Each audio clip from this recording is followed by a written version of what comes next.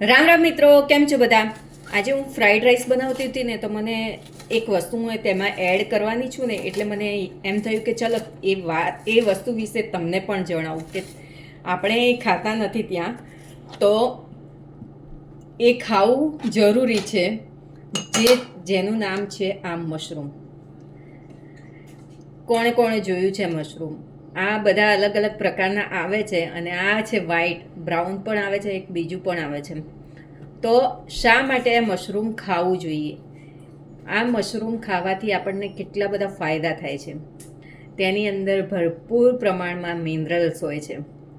બીજું magnesium, potassium, protein, iron, આ બધું જ વસ્તુ આમાંથી આપણને મળે છે. અને એક બીજી ખાસ વસ્તુ શું છે કે જેને વજન ઘટાડવું છે તેના માટે સૌથી સારામાં સારી વસ્તુ છે, જેની અંદર 0 કેલેરી હોય છે, કે જેનાથી આપણે જે વજન ઘટાડતા હોય અને એને ખોરાક ખાવો હોય તો આવું મશરૂમ ખાઈ શકે, જેનાથી તેમનું બોડી મેન્ટેન થઈ શકે છે.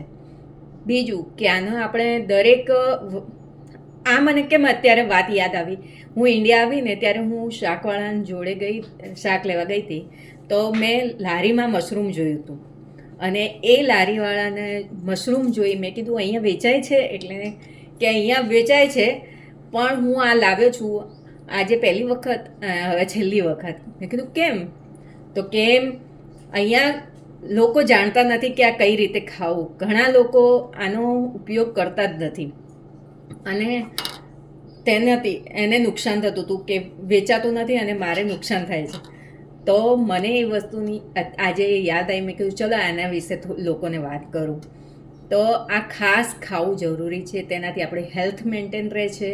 અને બીજું કે આને દરેક વસ્તુની અંદર યુઝ કરી શકીએ છીએ. આનું શાક પણ બની શકે છે, આપણે પીઝામાં પણ વધારે યુઝ થાય છે, પાસ્તામાં, એ બધામાં તો યુઝ કરે જ છે, પણ શાક પણ બને છે.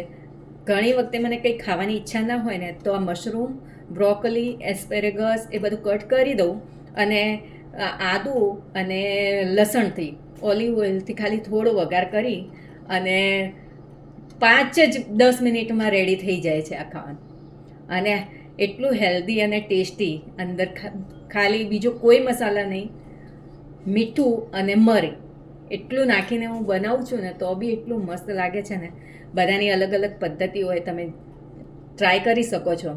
તો ખાસ ખાવાનું ચાલુ કરો. આનાથી વિટામિન D2 પણ મળે છે, તે વિટામિન D3 બનાવવામાં મદદરૂપ થાય છે.